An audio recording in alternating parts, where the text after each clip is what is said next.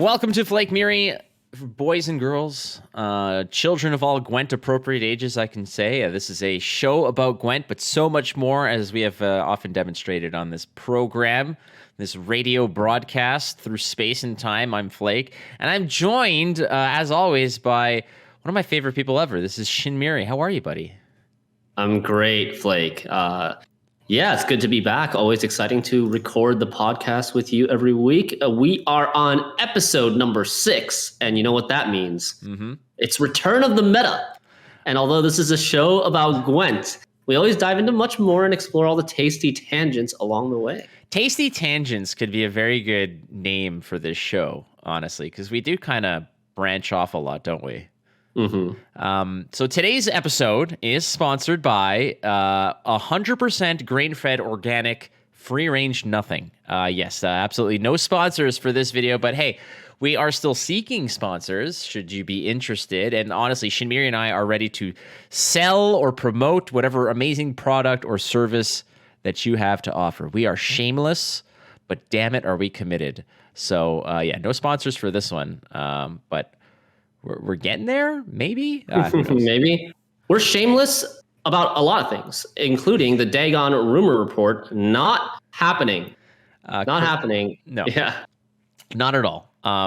Which is hilarious because this week's feeler on Reddit about asking for questions for this episode, I had a lot of people asking Dagon-related questions. So I don't know if they're just kind of catching on.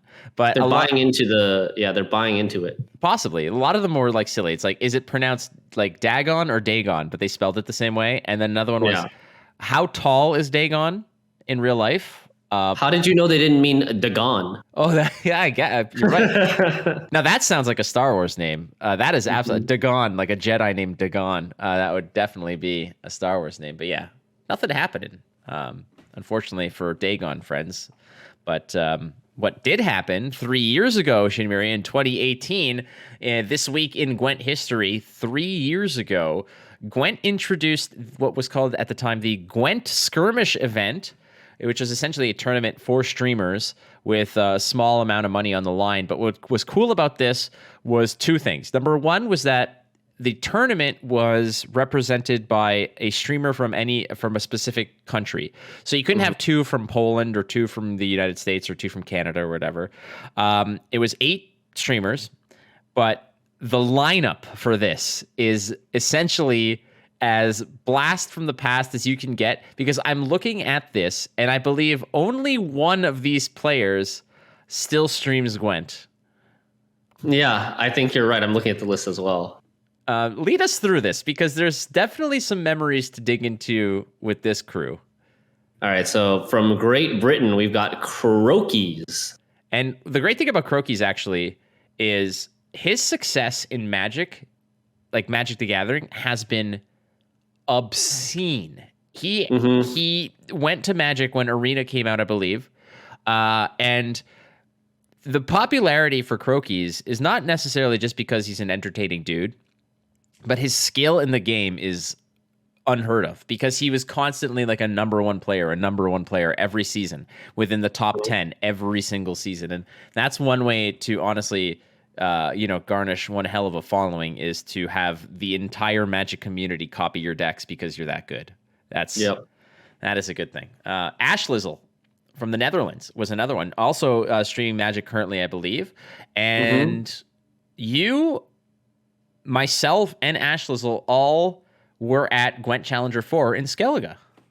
Yes, it was. I had a good time. I remember that you and Ash Lizzle were fellow hosts together at that event. That was a cool opportunity as well. She was a really, really sweet girl, and did an awesome job. And she's also having exceptional success in Magic right now. Yeah, I remember her kicking my ass in like Mario Kart Wii or whatever version it was. Oh, yes. In the hotel room. Yeah. And then I think, didn't we do that thing where we each, there was like, I think we went into pairs of 2. One person was responsible for steering and the other was responsible for like braking or accelerating and using the items, which was a ridiculous little 1-2 punch. That was ridiculous. I think I was paired up with Jaggeris on that one. And Nice. yeah, that was pretty sweet. McBeard is on there. We're gonna save the next one that you see there for last. Okay. McBeard from Canada. I wasn't chosen because some rando named McBeard took my spot. I can't like Nod. Who's Nod from Belarus? I don't know who this dude is. I don't know. Broja.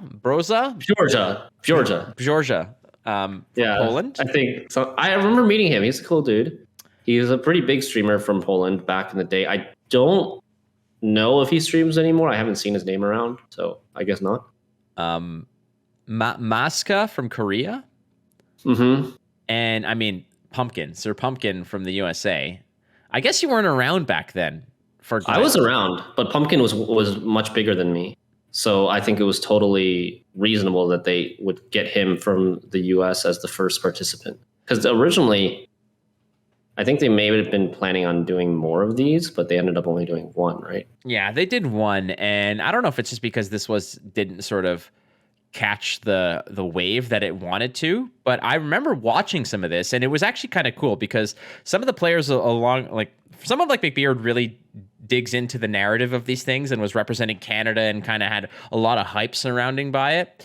And yeah, I guess it just never took off. But there is one name left on the list that is still streaming to this day, and that is Miss Lady J was part of this tournament. So big props to Miss Lady J because she has honestly, I don't want to say she's stuck it out because that makes it sound like she's been struggling to like she has just been successful and awesome for at least 3 years now because this tournament is exactly 3 years old. So big ups to Miss Lady J. I'm a fan of her stream. I just I watch her stream along with Crozier's, and Miss Lady J just recently won a Fall Guys tournament, I believe. Really? So got herself, like a nice cash prize as well as a gaming chair. I think she got first place. Now she could afford me to sing at her wedding. Exactly with that prize. Now again, if that does happen, every time I see her or every time I host her or raid her or whatever, I always tell my viewers, I'm like, okay, you go ask Miss Lady J if she's decided what song I'm going to be singing at her wedding. And I think that the consensus now is that it's not necessarily that she has to choose a song, but if she does, it has to factor in the fact that you and I are going to be singing it together. I think that's like... Yeah, I mean, we got which Backstreet Boys song do you want Flake and Shinmiri to duet at your wedding? That's the new question. That's a great question. That should actually be in the mailbag, but it's not going to be because no one's asked it yet. So we'll save that one. All right. Well, in terms of the longevity of these players and and Miss Lady J still sticking around, but that happened again this week in Gwent. 3 years ago, 2018, we had the Gwent Skirmish event that kind of nothing really happened after it. But hey, not back for the Wayback Machine for this week. Yeah, a nice blast from the past. And as always, we have your questions around the corner. But first, we want to get to the topic of the week, which is going to be a big bad wolf of collectible card game culture. That's netdecking. Yes, netdecking. Netdecking is kind of like the boogeyman. It's kind of like the taboo thing that nobody wants to admit to, but everyone does. And this is a discussion that I think that you and I have a lot of stake in, and because we both have been playing card games for a long time, a lot of people net deck you. Nobody net decks me because they'd be silly to do so, but everybody net decks you because you're an excellent card theory crafter and whatnot. But I have stake in this because I am a firm believer that I am privileged enough to have a lot of time to devote to designing decks and refining decks. I just don't because I'm too lazy and I'm not good enough.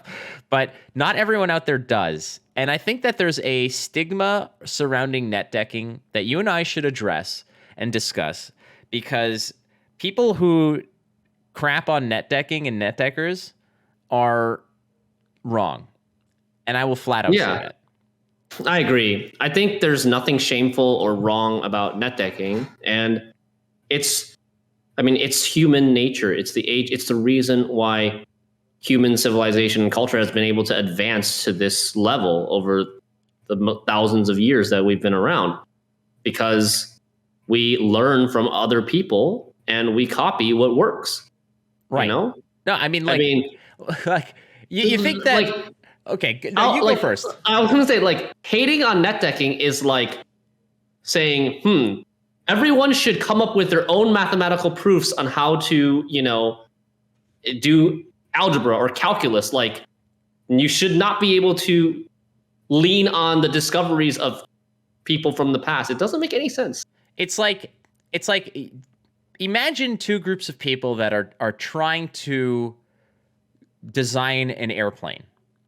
And you've both been working hard at it, but the dude across the room from you or across the field or wherever the hell you are designing this airplane actually gets his aircraft off the ground and sustains flight for any amount of time. And then the dude that you're working with, you see that. Both of you see that. You're like, holy crap, the Henry Fang did it. He achieved flight. What a badass. And then the dude next to you says, man, what are we going to do? And I say, well, let's go figure out. Clearly, it's not a mystery because he's doing it in front of all of us. So let's go see what his design's like, and we can do the same thing. And the dude next to me says, no, screw that. Screw that. We're going to do it ourselves. Why? Freaking why? Yeah. Like, you could paint a racing stripe on it. You could change the tint of the windows and make it give it a little bit of your own personality. But ultimately, if your goal is to achieve flight, you're going to copy whatever the best and most efficient design is at the time. You could improve on it. Don't get me wrong, you can always improve on it, but the basics are there. The concept works. And this is what really bothers me about people netdecking. And I see these posts on Reddit all the time of people saying, oh, if I play against another one of these, yada, yada, yada, blah, blah, blah. Like, it's coming from a place where it's coming from a place of frustration where players just get tired of seeing the same deck over and over again. So they hate on the players that copy the deck rather than just, it's like a way for them to blame somebody for seeing the same thing over. Right. It's misplaced annoyance is what it is, because I get it. I mean, how many, like, there were periods of time before, but when I drove a crappy car that didn't have a CD deck in it, like years and years ago, I had to listen to the radio. And there were times where you'd go and you'd flip on the radio and it'd be how does it go? How You Remind Me by Nickelback. And I'm like, gosh damn it, if I have to listen to this song one more time. Then you change channels and it's How You Remind Me by Nickelback. And you flip back and you hear a couple more songs. And then you go back to another channel and it's How You Remind Me by Nickelback. And it drives you freaking insane. And you say, if I ever play against this, I'm gonna, and you hate, you don't hate the radio for overplaying it as much as you hate the song itself. But it's not that, it's like, the song is good. You've just seen it too much. So you wish that you could make a song that good in a degree. And it's misplaced because people are just upset that they're playing against the same thing over and over. And it's stubbornness because you're either not countering that particular deck, so you're going to lose to it, or you're not playing the deck and learning it so you can learn how to beat it. And exactly. That is something that really irks me because the knee-jerk reaction from the community is typically to just crap on the fact that netdecking is a thing. Yeah, and there's nothing wrong with netdecking. I think there is some benefit or some bonus for coming up with a homebrew that actually works and you're able to win games with. There's an additional level of satisfaction when you're like the only person or one of very few people who are playing this sort of archetype in the meta. I know for myself, I dislike playing mirror matches. So it's better for me when I'm playing a deck that's not super, super popular. But that's just a bonus for me. I'm not going to go and hate on anybody who's going to netdeck and copy things that work because, playing the game, piloting a deck, and deck building are two very different skill sets. And a lot of people just want to focus on the latter or the former and not worry about the latter. And so they copy decks. They play what works and just focus on piloting. One of the most ridiculous things I think I have read this year was there was somebody who was complaining about I think it was the most recent Gwent tournament. Remember, there was like only 4 factions represented, right, of the 6, and there was no diversity in it, to very little diversity on any of it. And there were people who were actually faulting the players for not being original, for being too boring. Exactly. Yeah. And then you kind of step back and you say, are you out of your mind? Because there's never been a situation for you particularly, I would assume, where you are playing a game of Gwent where winning and losing is the difference of hundreds and hundreds of dollars, or thousands actually, in some cases. Exactly. If you like, there's a match stake, so winning a particular match is worth a particular amount of money, but winning that series is worth thousands potentially. So why is now really the time to be creative? Is now really the time to bust out that Aglius, whatever, an Aglius all-in kind of boost meme deck? Is now the time to gain fans and, maybe get a few retweets because you're hilarious because you brought Aglius to a tournament? No, that's not the time. And I think that it is very short-sighted and silly for somebody to critique a player for bringing what has been proven to be optimal and to be that which thrives within that ecosystem of that tournament. That was the most ridiculous thing. Yeah, I could understand blaming the meta, like that it's too narrow, that there are only too few decks that are good or that are competitive, but definitely no blame on the players. And I think, as we go through patch and balance updates and new releases, the goal is always to get more diversity, better balance, and to have a higher number of competitive archetypes so that the players can actually have more diverse choices to bring to the ladder, to the tournaments, if they want to win. Sorry, you caught me mid-coffee. What I've always said is that in most of these card games that I've played, be it Hearthstone or Magic or Gwent or Runeterra or any of these, the population is 1% innovators, 90% followers, and 9% don't care. They are there to play 1 or 2 games, maybe, or they're there to play 5 games a week just to complete dailies. Those 1% innovators are very often they are the content creators. They are the ones who have the time to do it. Because the 90% that are not doing so are basically the ones out there who are working 9 to 5 and have a job and but they still want to win. So they are out there with the same ambitions as those who have the luxury of time. And it's difficult because, you can play the game, lose many of the games, and still enjoy your time playing. If creativity is where you get your jollies in the game, I know that that's part of me. It's like finding fun combos sometimes and such. They're not always going to win, but jank is in itself a rewarding experience when it pulls off. That one win out of 5 games is more satisfying than winning 4 out of 5 of a net deck for some people.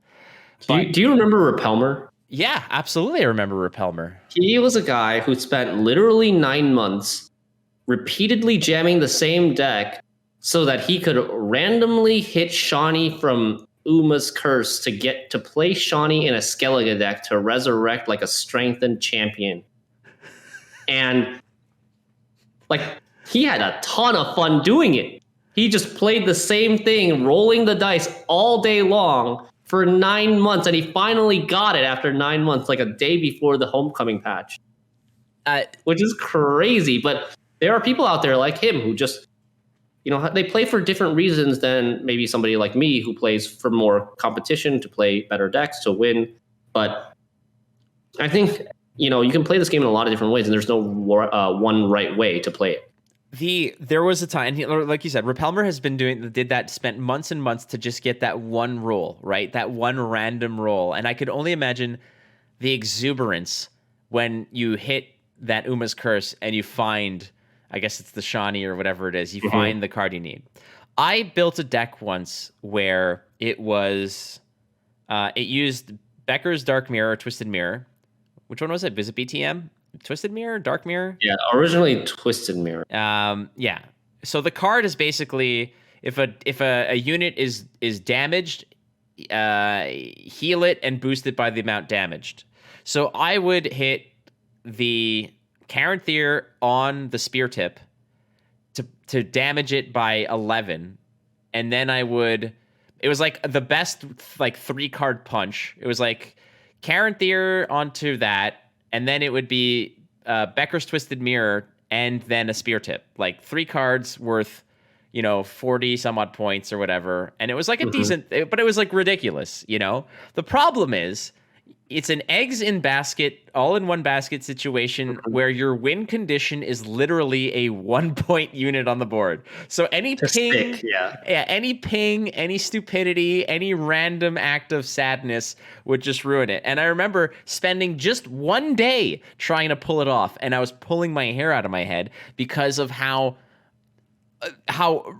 it's like. And I think this was during like I think it was during a heavy Skellige meta where like Brockvar Hunters were everywhere. Those 1 pings of damage were everywhere, where they would do that 1 piece of damage or, like here and there. And you would just never had a shot at it. And I remember, and then I would get upset because at first you have to draw the combo, then it has to survive, it has to work out, and then you'd probably lose. I think I won with it once, and it was because I had like a Lady of the Lake where I'd use the Caranthir and then put the shield on the 1-point unit because I was terrified. Nice. Yeah. Nice. But again, 1% innovators. So these are the people who are actually creating the decks that everyone else doesn't have time to actually create. And part of the process, and I'm sure that you've gone through this because you do so much in terms of trying things out. I know that when new cards are essentially leaked to us in inner circle, quote unquote, whatever you want to call it, you're already theory crafting and in terms of how they can interact. But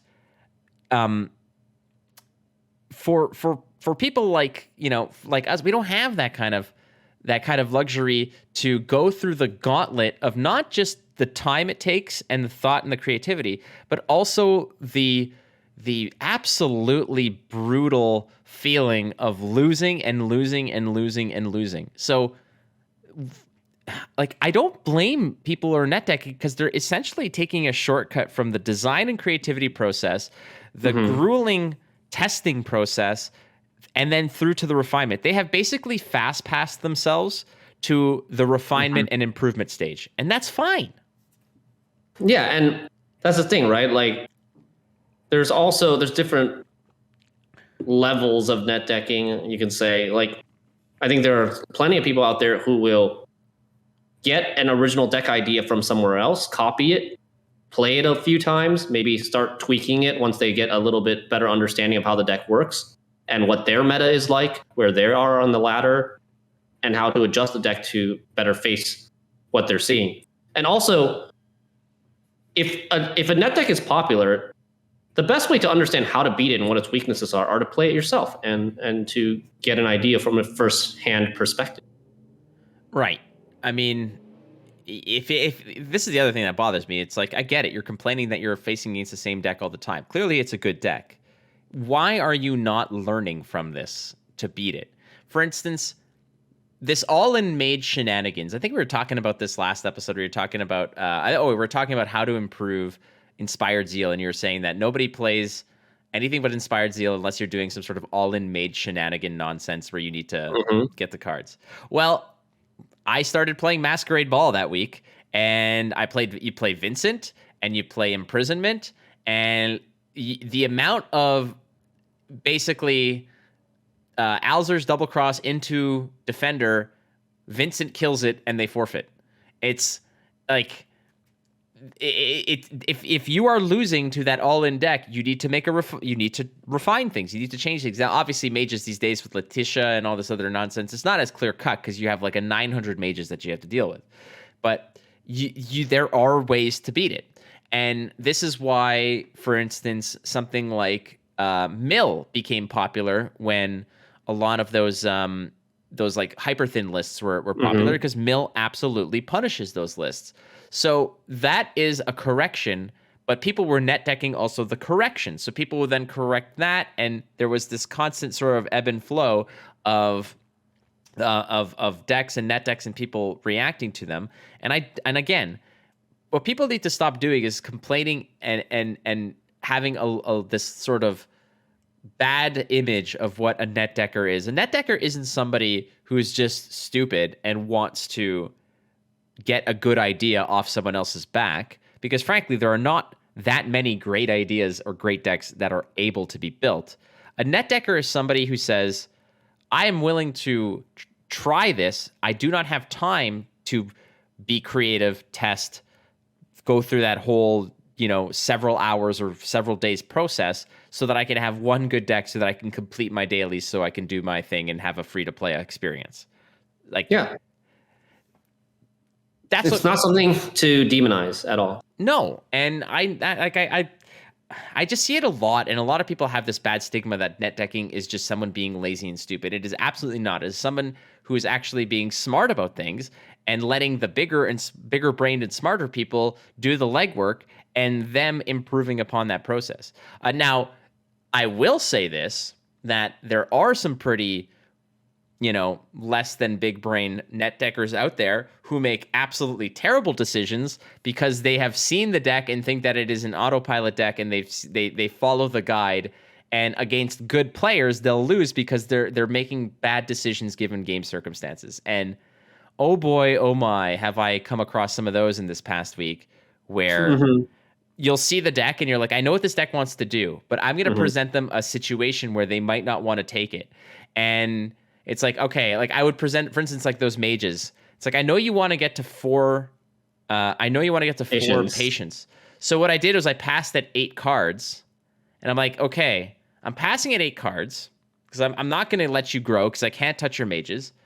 So you're either going to give me my card back to get to 4, and I'm not going to, because I wasn't going to win that round anyways. They were going to probably dummy me. Or I'll let you win on even, or I'll let you go down a card to get your 4 patience. And they went down a card, and I was like, okay. And then I ended up, but their defender was gone because it was already played. So they had no defender. So I had access to their entire board. So I just started killing things. And I was like, all right, see, like you can get around this kind of stuff with the experience. I've never played mages, but I played against enough mages to know what their process is. And I think that's what net deckers possibly also do, is like the good net deckers will take good ideas, pilot them properly, and improve upon them and refine them. Bad net deckers are just going to take it and see that somebody else was successful with it and think that it's an autopilot situation, which it is not. There are almost no decks in Gwent that I would consider an autopilot deck. Lippy. Easy. Lippy. I mean, you can hit on Lippy all you want, but I think decks like Lippy, V, etc., they have meditating mages. They have actually some of the highest skill ceilings in the game if you are looking at them from a really high level perspective. If it's like top tier Gwent open level players piloting them, there are actually a lot of nuance behind it, and counter strategies and strategies to counter the counter strategies and stuff like that. I will agree with you that you do have to be very high to believe that Lippy has a high skill ceiling. You are okay.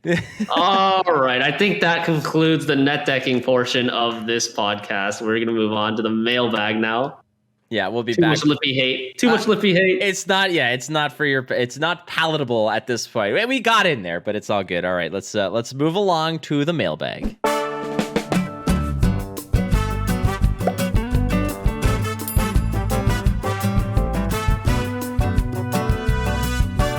All right, we're back with the mailbag this week, where you guys have your burning questions answered. You can submit them on Reddit, Twitter, anything else? I got some from Twitch this week. Actually, I got some people sending me messages on Twitch. Yeah, Reddit, Twitter, Twitch, Discord. I mean, those all work. All right, cool. So first up from Korea Lista via Twitch, how do you feel about the constant doomsaying? Since I joined during Way of the Witcher, I constantly hear Gwent is dead. I personally enjoy the game. Well, so I hear this all the time, and this is always one of my favorite things to point out during any kind of event, CDPR video, any kind of thing that people will all tune in for news or information or leaks or whatever, is that there's always the people who are saying, Gwent is dead game, blah, blah, blah. Well, Gwent has been a dead game for essentially as long as I've played it. So going on 5+ years. Gwent has been a dead game. It was dead in open beta. I think it had also died. It had died once in closed beta when they took away passive abilities. It died. Yep. Yeah, it died in open beta, I believe. It died in Midwinter for sure. Oh, Midwinter, it was dead. And then it died again when they announced Homecoming. Yes. And then it died when Homecoming came. Well, and then it. Okay, I will say the greatest death was the Homecoming prior to the Homecoming announcement, 2 new content during Homecoming. That 6-month span. I will say, I thought the game was dead. I don't want to say it was dead, but I'm like, well, if it gets out of this, more power to it. But that was probably the most dead it's ever been. So people who say dead game during then, I think even if you say that was the most dead it's ever been because of no content updates for 6 months, the meta was actually still pretty healthy and evolving at that time. Like I remember 4 months into that 6-month drought, there were multiple new decks, meta decks sprouting up and people figuring out how to play them and how to counter them. Yeah, I mean, a lot of that is based on the fact that people were tired of the same old, so they dig into the new stuff, and they managed to be able to, I think as it is right now, between content drops, there's not enough time for people to fully explore and develop. Because even right now, there are new decks that are popping up like Frost, let's say, like a control Frost list. It's like, wow, where was this 2 weeks ago? It didn't exactly exist, but new cards didn't pop out. People are now exploring different avenues. It was dead then. It was dead in Homecoming. It was dead when Syndicate was released. It was dead a million other times over and over and over and over again. So my opinion and my advice to you, Curialista, first of all, thank you so much for the question, is that the game is not dead. There's a season 4 of Masters that are coming up. So you're going to have a whole year of competitive Gwent coming, which means that there's going to be new cards coming for that entire year. Also, the people who you got to also think about these people who are constantly stalking this game to just wait for the aha moment where they're basically saying, I got him. I was right. It is dead. Well, listen up. They've been doomsaying this thing for all 5 years, and the game's still thriving. These are people who... Every game I've ever played has this vocal minority part of the community that keeps shouting that it's dead or it sucks and whatever, or it's going to die. It doesn't matter how good the game is or how popular the game is. You're always going to find those people because they just have nothing better to do. And you got to keep in mind, the people that are happy with the game, it's much more rare to find those people that are happy with the game, that are enjoying playing the game, spending their time on forums, on Reddit, whatever, and shouting, the game is alive. I'm having so much fun playing this game. They're probably just playing the game. Exactly. They're not really... They're not the type of people that are going to go screaming it at the top of their lungs. What I've said is that Reddit is 10% of the noise at 200% of the volume. That's what Reddit is. Not to say that there's not good things that come out of Reddit, but the people who are constantly heralding the game as dead, like you said, what I say is that the people who are saying dead game are the same people who are in the stands at a baseball game, and they're saying that guy's gonna hit a home run, and then the dude doesn't, and then that guy's gonna hit a home run, and then doesn't. But then when it happens, he's like, I told you so. I told you so, and they feel like such because they've been saying the same thing for forever and ever, that eventually they're going to be right. But no one cares or listens to them when they're wrong because they've been wrong for so long. But when they're right, they're going to be like, I freaking told you so. But for now, they are wrong. So yeah, and I've also been enjoying the game for what it's worth, and I think that it's constantly improving. Correct. I feel like we're moving in the right direction, and we're getting with each patch, with each new card expansion, we're getting more cool mechanics, different variety of strategies to try. And yeah, I like it. Yeah, the key element to that question was, Curialista, is when you say, I personally enjoy the game. And that's all that matters. Don't listen to anybody else. Don't let anyone else convince you that you don't enjoy the game. Because if you enjoy it, screw everyone else and enjoy the game. Because whether the game is dead or not does not take away from the fact that you are playing it and enjoying it. So enjoy it while it's there. Thank you for the question. The next question was submitted to me in French. Would you like to read it, Shinmiri? Yes, sure. Quels sont vos prêts à toi et Shin prix tournoi et avant match? Je vous souhaite un sponsor vite. That was impressive. Rate actually. my French. Okay. Rate my French. I will give you a solid 7 on 10 for that, honestly. Okay. That was superb, man. That was freaking awesome. So what that translates, okay, quels sont vos prêts à toi et Shin pré-tournoi et avant match, je vous souhaite un sponsor vite. Basically saying, what is your pre-tournament prep routines? I wish you guys get a sponsor soon. Damn, your French sounds good. 29 years living in Quebec, man. Like, it'll get to you. Oh, wow. So did you actually speak French, like, on a day-to-day basis? I had to, because I worked in the public sector, or I worked in like the service industry and whatever. So, and in Quebec, so there was a 50-50 chance that the person that I'm serving when I'm bartending or whatever was going to be French. So I had to be able to speak fluent in both. So, there's something called franglais, which is a mix of French and English, which every Quebecer speaks or Montrealer speaks, which is essentially where you say something like, "Oh, what are you having for dinner?" "Oh, je vais avoir un hamburger all dressed." It's like, okay, that makes sense, I guess. So that's coming from Falcator or Falcatore via Twitch as well. So what are our pre-tournament routines in terms of, I guess they mean casting is casting, yeah. Well, you can go first here, I guess. Obviously, I look over all the deck lists and try to figure out, what are some of the overall strategies. Is there any targeting that this sort of lineup is looking at? I also try to, like you and I, we usually split up this sort of duty along with the other casters to interview as many players as we can, usually the English-speaking ones, and just to get their thoughts on their strategies, right? And if we have time, if we have the privilege to sit in on some of their practice sessions or their scrims so that we can get a firsthand look at, the strategies that they're trying, the different lines or different, macro lines, as well as micro tactics and strategies that they found in some of these matchups that can be very interesting to keep in mind and talk about during the broadcast. Yeah, you're spot on there. So what Shinmiri and I do, I mean, is what the players do to a degree is because they get the deck lists in advance and they kind of look at all the deck lists. So, I mean, it's easy to sort of look at just the leaders and abilities and say, hey, we know what these decks are doing, but it's all within like the read between the lines parts, those small bronze flex slots, that 1 gold flex slot, so to speak, that some people will take.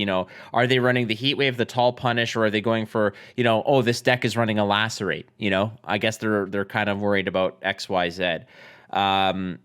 And yeah, the scrimmage part is actually quite awesome. And I remember it because I sat in and watched as other players were like, or players in the tournament were scrimming against their partners or their teammates in particular situations. And I know because I did this recently for a Flesh and Blood tournament, and it was the most grueling and awful experience ever because I think what we watched was people playing decks against like their hard counters to practice that matchup and maybe get an extra percentage of favoritism because they've practiced it so much. I did this when preparing for the Canadian Nationals for Flesh and Blood, and it's like, okay, here's this deck that I have that is really strong, and I'm going to bring it, but I need my play partners to play the hardest counter to it, and I played it, and I won like 3 out of 10 of the matches, which was better than the never winning against it. Yeah. But that's basically what happens. It's like we prepare in the same way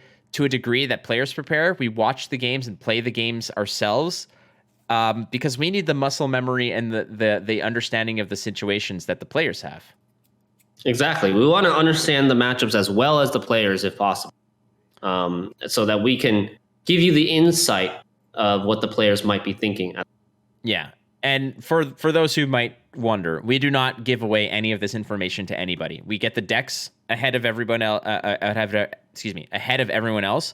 We do not discuss them with anybody. We do not even make passing remarks about factions or leaders that we're going to see at the tournament. And when we interview players, that information is kept confidential until it is no longer relevant. So yeah, for sure. That is. And if I ever scrim or actually participate in a scrim against one of the participants, I always let them choose exactly what deck I'm playing against, so that I have absolutely no input or bias on what decks or what cards or what text to bring. Exactly. So for example, like Team Aretusa, which I am now proudly a part of. Hell yeah. When we're practicing with another Team Aretusa member, we as casters do not give any information to the player besides the fact that, like Shinmiri said, they're like, okay, I'm bringing this list, play this list against me, and let's discuss strategy. And we don't mention anything beyond lines of play in that little snapshot of existence, right? Like, okay, in this play, should I have, is it better to do this or is it better to do this? And then there's a discussion, there's a conversation about it. But that is essentially in terms of, but that helps us as casters as well. So that's not bad. It definitely does. Yeah. All right. Let's move on to a question from Da Schwartz via Reddit. What advice would you give to someone who is thinking about streaming on Twitch? Well, I mean, you're a much more successful Twitch streamer than I have ever been in my entire life. That is just fact. So I will give my small advice, and then you could give them the correct advice. The advice that I got was twofold.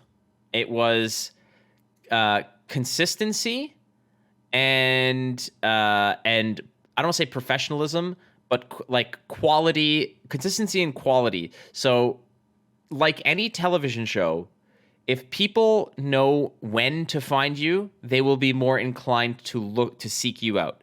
If you are live every day at 11, make sure you're live every day at 11, because at 11:15, if you're not there, they're going to find somebody else.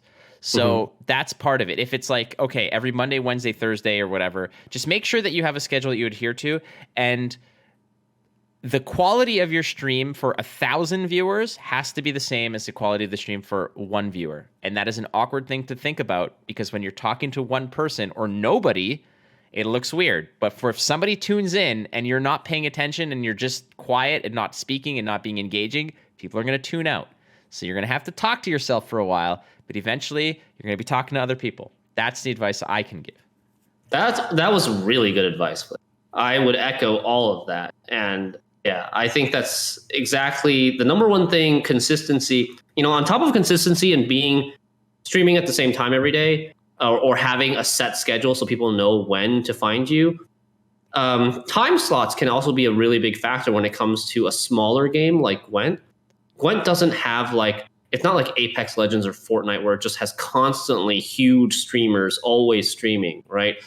And during the 24-hour day cycle, there are some hours where there are bigger streamers online, and your small stream might be dwarfed out or pushed lower on the page, right? When there are several people streaming that have hundreds of viewers each. But if you have the luxury of picking a time slot, you can pick a time slot where there are very few big streamers, and your 10-viewer stream is actually going to be on the first row, compared to at busier times where it might be on the third or fourth row, right? And that'll make it a lot easier for people to just organically discover you, because they're interested in watching a Gwent stream. They're looking at the Gwent channel directory, and you're on the first row. So with Gwent, I feel like it's evening hours and North America time. So somewhere from, I would say 5 p.m. to 10 p.m. Pacific is when I see the biggest gap in terms of big Gwent streamers. So if you're streaming Gwent, I think that would be a great time slot to try to pick. There you have it. I mean, good advice. And then one more thing. The other thing is to kind of brand yourself, to give your channel a little bit of a niche. Whether are you going for that super high level play so that people can learn from your channel? Are you going for what's your audience? What's your target audience? What kind of style is your stream? Anything that can let your stream stand out is a good thing. You don't want to be a jack of all trades, master of none type of thing. I think that's going to make it a little bit more difficult for people to really latch on to your channel. Also, be yourself. I know this sounds so cliche, but there are so many people where I remember once where I there was I hosted a stream or something, and it wasn't like an immense amount of viewers that I brought them, but they were a relatively smaller stream, maybe like 6 or 7 people in there, and I brought maybe a couple hundred into that stream, and there's that like 10 or 15 second delay before they get the notice or whatnot, and they're kind of like being themselves and talking, but as soon as they saw that a bunch of people got in, they like turned on this like persona of like, hey, what's going on? Welcome to this. And they're like, oh, bang, bang. And then like they were kind of went over the top of like a shtick. Yeah. And I was like, you're not yourself. You're playing a role of a streamer that you think people want to see. When in reality, people will like you for yourself, because you can't always be on. You can't always be putting a facade on, Yeah, I agree with you. I think I don't have any problem with any streamer who like exaggerates a little bit or plays into a particular personality quirk on stream. But I think it's very difficult to keep up, and it's very, very rare you're going to find somebody who can actually keep that up for many hours a day, every day. You will get tired of it. So like, yeah, unless you are really, really confident that you can keep it up all the time, I would advise to just be yourself. It'll be a lot easier for you. You'll be a lot more natural, and it's just going to be less stressful. And it's going to be easier for you to have fun streaming. Oh, and here's another good one. And I'm sorry to add this on, but like, when else are you going to get advice from streamers like us? The top echelon of Twitch culture, obviously. What was told to me, because it is going to possibly happen to you. If you're a small streamer listening to this, you may have already fought these demons. But when you're there and you're saying, look at my numbers, they're so small. I'm averaging 10 or 15 viewers. This is pathetic, blah, blah, blah. Imagine that those 15 or 10 people are in your living room listening to you speak. Is it a little bit more, is that not a little bit more poignant to you? This was told to me because I was having the same kind of issues where I'm like, I'm averaging like 30 viewers. I've been streaming for like a year and a half. Like, is it worth it? It's so blah, blah, blah, blah. And then that was told to me. It was flat out said, I'm like, imagine you have 30 people who reliably go into your channel, engage with you, and listen to what you have to say. That is huge. Everyone that you know right now cannot rustle up 30 people to listen to them speak on any given time. So keep things in perspective. And the people that you are talking to and speaking to and engaging with are human beings who are taking time out of their day to listen to your content and to absorb your personality. So respect that they could be anywhere, but they've chosen you. So bring that to heart. Yeah, great advice. Okay. Now, the man, the myth, the legend, one of my favorite people of all time, Devil Driven via Reddit, has said, where would your dream Gwent tournament IRL location be? Now, we've already had a question like this, I think, Shinmiri, where it was like, if we had no budget and to put on a Gwent tournament, what would it look like? But this is like IRL location. So we could kind of go anywhere on the map. Where would you take it? I already have the answer in my head. So I've wanted, my wife and I had both wanted to travel to this place for a long time. We haven't had a chance to. So it would be great to have a Gwent tournament there and get a chance to travel there. Chuck E. Cheese. As well. No. Oh, okay. It's and it's also a place that I've recently been seeing other esports tournaments take place at, and that is Iceland. I really want to go to Iceland. And I think Iceland is a really cool, unique place with lots of amazing scenery, obviously, and their government does not seem to be apprehensive to hosting esports tournaments there. So yeah, Iceland is my answer. That's a great answer. Fun fact: I was invited to the KARDS World Championship to cast it in Iceland, and it's the same weekend as Gwent Masters. So I had to decline. I would have been in Iceland that weekend. So damn. It was a conflict, but I told them, I said, my heart remains with Gwent. So I cannot, as awesome as a trip to Iceland would be. But you're right. The government there is, first of all, one of the most hilarious things is that the company that makes KARDS, that makes cards, 1939 Studios. Like one of their lead developers, the country is so small. The lead developer plays soccer with the president every like Friday afternoon. Oh my god! Yeah. They are very, very into esports there. They're trying to develop it, that the government subsidizes a lot of the development of that. So they are all in on it. And yeah, Iceland is an excellent answer that just has reopened a brand new wound. Because I was like, I'm sorry, I didn't know that. It's okay. You know who's going? Christo's going to be there, which is awesome. Yeah, but again, for me, I would love to have a tournament in like, I don't know, I don't want to say like Hawaii, but a tropical sort of island-esque resort style setting where everybody's in like these like, imagine Berja hosting this thing. You know how he has like those wicked cool jackets and suits and stuff, but instead it's like a Hawaiian shirt.